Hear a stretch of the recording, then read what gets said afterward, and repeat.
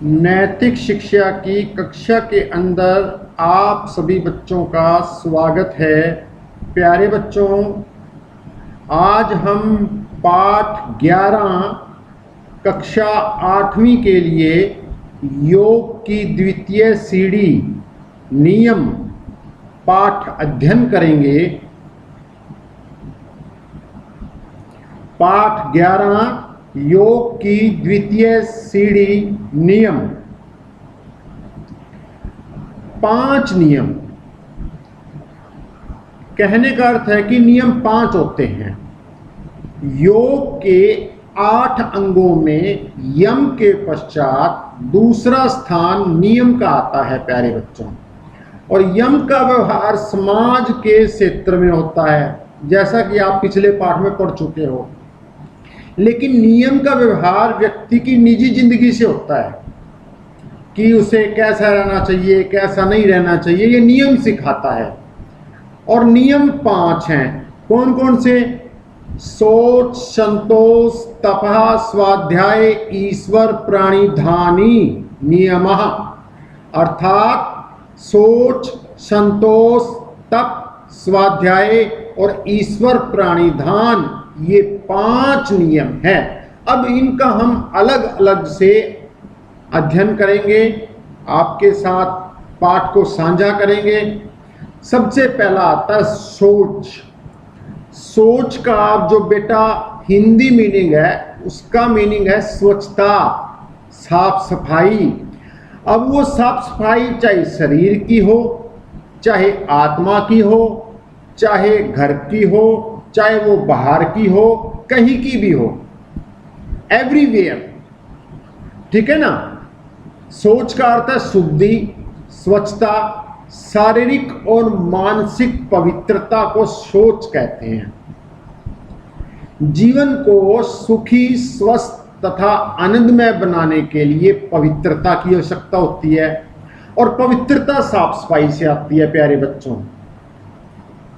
साफ सफाई और ईमानदारी को हम 2 भागों में बांट सकते हैं। सफाई का संबंध शरीर से है, वस्त्रों से है, घर से है, घर के बाहर से है, घर के बाहर वातावरण से है, घर के अंदर वातावरण से है। जैसे मैंने पहले बताया, एवरीवेयर। आप साफ सफाई रखो, स्वच्छ रखो, उसे सोच कहेंगे। लेकिन ईमानदारी भी होती है।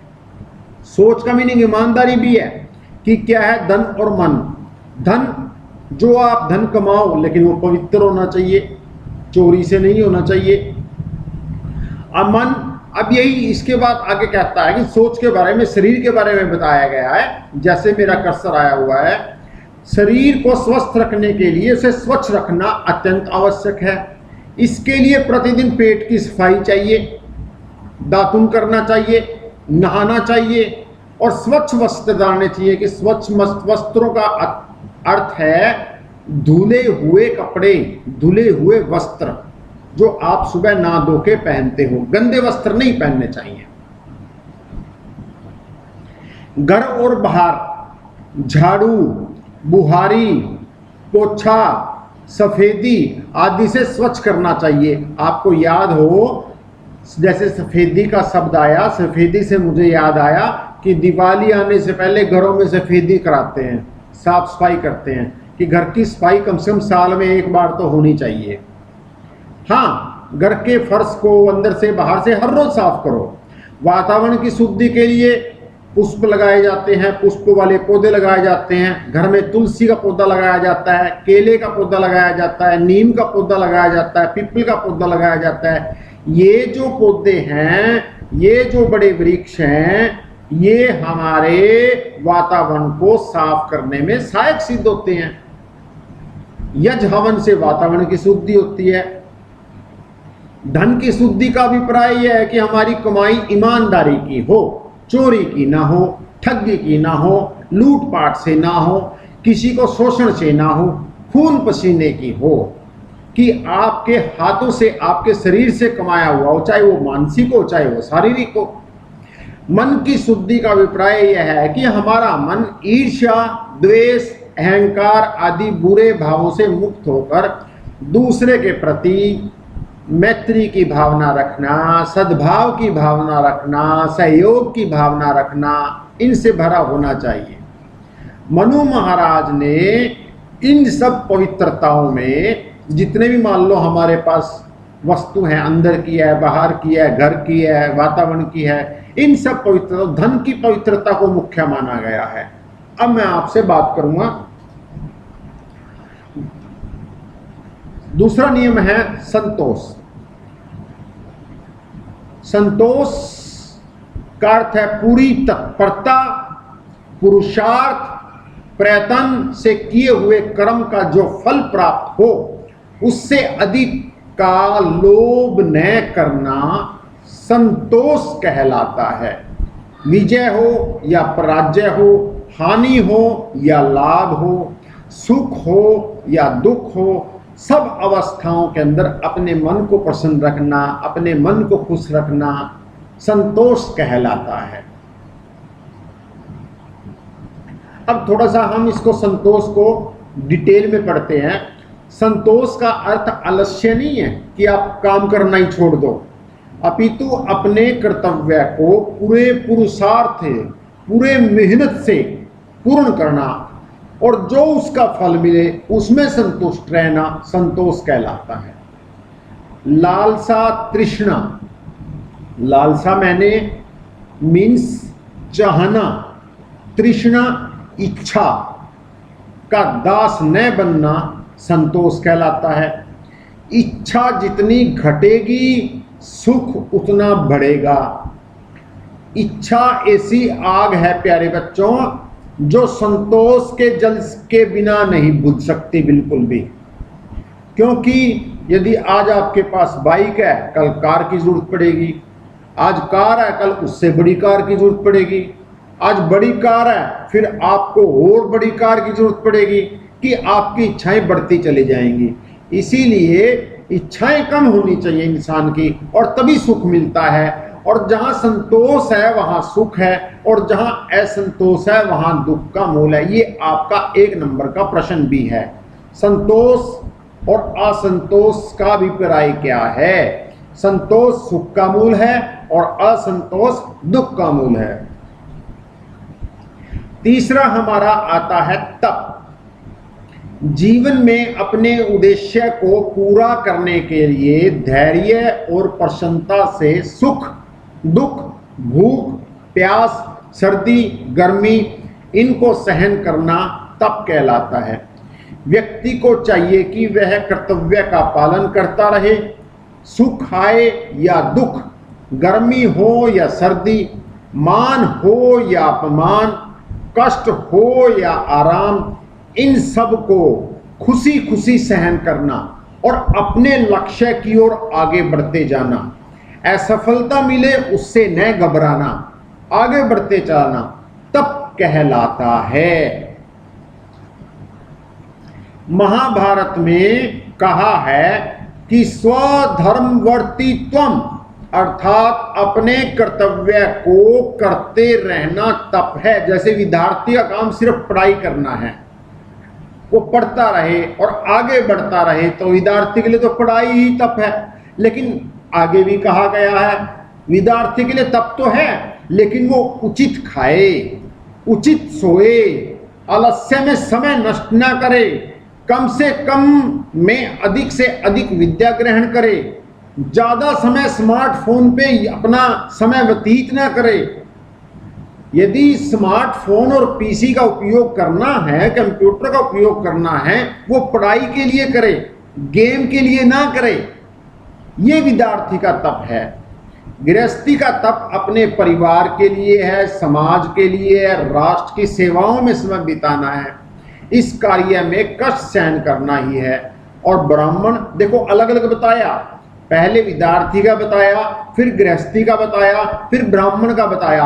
अब ब्राह्मण यहाँ पर उस व्यक्ति को कहते हैं जो हमें ज्ञान प्रदान करता है। वो ज्ञान आपको कौन प्रदान कर रहा है? जिससे आपको ज्ञान मिल रहा है वही ब्राह्मण की अवस्था के अंदर है। ब्राह्मण का कर्तव्य क्या है? ज्यादा से ज्यादा अध्ययन करना, धर्म का प्रचार करना। और उसके बाद क्षत्रिय, क्षत्रिय रक्षक, देश का रक्षक सिपाही, रक्षक का अर्थ है देश तथा समाज की रक्षा के लिए कष्ट सहना। तैत्तिरीय उपनिषद में कहा गया है कि तप से ब्रह्मा को जानने की इच्छा करो। कहने का ये है कि आप सिमरन करो, पूजा पाठ करो और परमात्मा को जानने की इच्छा करो, क्योंकि तप ही ब्रह्म है। अब यहां पर आपके एग्जाम के लिए प्रश्न आता है, गीता में 3 प्रकार के तप बताए गए हैं। कौन कौन से? शरीर का तप, वाणी का तप, मन का तप। शरीर का तप यह है कि सात्विक भोजन करे, पिज्जा बर्गर ना खाए, तेज मसाले ना खाए, इधर उधर व्यर्थ में ना घूमे, वो शरीर का तप है। वाणी का तप क्या है? सत्य बोले, प्रिय बोले, मीठा बोले। अब मन का तप क्या है? बुरे भावों को अपने मन के अंदर ना लाए, विचारों को अपने मन को बचा के रखे और उसे शुद्ध और पवित्र संकल्पों से भरपूर रखे कि आज मैं अच्छा कार्य करूंगा, अपने मम्मी पापा को नमस्ते करूंगा, स्कूल में जाके टीचर को सभी को नमस्ते करूंगा, स्कूल का सारा काम करूंगा। ऐसे अच्छे भाव रखना ही क्या है? मन का तप है। 4th आता है स्वाध्याय। स्वाध्याय का अर्थ है स्व अध्ययन। अपने, देखो इसमें पढ़ाई तो है ही है, लेकिन स्व अध्ययन, स्व क्या? अपना स्वयं का अध्ययन, अपने मन का, अपनी आत्मा का निरीक्षण करना कि आप कुछ समय बैठ के देखो कि जो आप दिन भर में कार्य कर रहे हो क्या वो सही है, समाज के लिए सही है, आप गलत तो नहीं चल रहे, आपके अंदर बुरे विचार तो नहीं आ रहे। यही तो स्वाध्याय है, और क्या है? और अच्छी किताबों का अध्ययन भी स्वाध्याय है बेटा। ओम का जप करना, गायत्री का जप करना, वेद को पढ़ना, उपनिषदों को पढ़ना, अपने धार्मिक पवित्र ग्रंथों को पढ़ना भी स्वाध्याय कहलाता है। उसके साथ ही सदा अपनी जीवन की घटनाओं पर दृष्टि रखना कि आप जो कार्य कर रहे हो ठीक कर रहे हो, इससे कोई नुकसान तो नहीं है क्या? इस कार्य को करने से मैं अपने मम्मी पापा से नजरें मिला सकता हूं? तो आप उस काम को छोड़ दो। यदि आपको लगता है कि इस कार्य करने से आप अपने मम्मी पापा से, अपने बड़ों से, अपने गुरुजनों से नजरें नहीं मिला सकते, उस कार्य को छोड़ दो, और जिसको मिला सकते उस कार्य को धारण कर लो। बस सिंपल सी बात है। इसको बोलते हैं इंग्लिश के अंदर बॉब और मोम टेस्ट। फिर दोबारा बताता हूं, स्वाध्ययन, स्वयं का अध्ययन। आप कोई कार्य कर रहे हो, 2 मिनट करने से पहले उसके बारे में सोच लो, क्या इस कार्य के करने से मैं अपने बड़ों से, अपने मम्मी पापा से, अपने गुरुजनों से नजरें मिला सकता हूं? उस कार्य को कर लो यदि आपका आत्मा कहती है। यदि आपकी आत्मा कहती है नहीं, आप तो इस कार्य करने के बाद नजरें तो क्या, आप उनके सामने जा भी नहीं सकते, आप उस काम को छोड़ दो, करो ना। तो यही तो स्वाध्याय कहलाता है। जब वेद, उपनिषद, गीता, किसी अन्य पवित्र ग्रंथ को लेकर आप स्वाध्याय करने बैठे तो पूरी श्रद्धा से पढ़ें, प्रेम से पढ़ें, भक्ति से पढ़ें और भक्ति भरे मन से पढ़ें। इस भावना से स्वाध्याय करें कि मानो आप आत्मा को पवित्र करने और अपनी जीवन समस्याओं को सुलझाने के लिए भगवान और ऋषियों से बातचीत कर रहे हैं। अब यहाँ पर कहने का अर्थ है, जब भी आप किसी पवित्र ग्रंथ को पढ़ें या परमात्मा की पूजा करें, ऐसे करें कि जैसे आप प्रभु से बातचीत कर रहे हो। ऋषियों का सत्संग करें, अपने बड़ों का सत्संग करें, सत्संग घर जाएं, जहां पर अच्छे व्यक्ति होते हैं उनकी अच्छी बातें सुने। यही तो सत्संग है, और क्या है? सत्संग का अर्थ है सत्संग, जहां पर अच्छी बातों का संग हो वही स्थल सत्संग कहलाता है। और स्वाध्याय पापों से बचाने वाला है। शतपथ ब्राह्मण में तो यहां तक लिखा है कि मन से स्वाध्याय करने वाला व्यक्ति पराधीन नहीं हो सकता। दिन प्रतिदिन अपने लक्ष्यों को प्राप्त करता हुआ स्वयं अपना परम चिकित्सक डॉक्टर बन जाता। क्यों? वह हर रोज अध्ययन करता है कि आप ठीक काम कर रहे हो, आप कोई गलत काम तो नहीं कर रहे। यही तो स्वाध्ययन है। जिस ऋषि के बनाए शास्त्र को योगी पढ़ता है उसे उनके विचारों का प्रत्यक्ष ज्ञान हो जाता है। इसके फलस्वरूप उसे अपने कामों को करने में सहायता मिलती है। स्वाध्याय उत्तम सत्संग के समान होता है।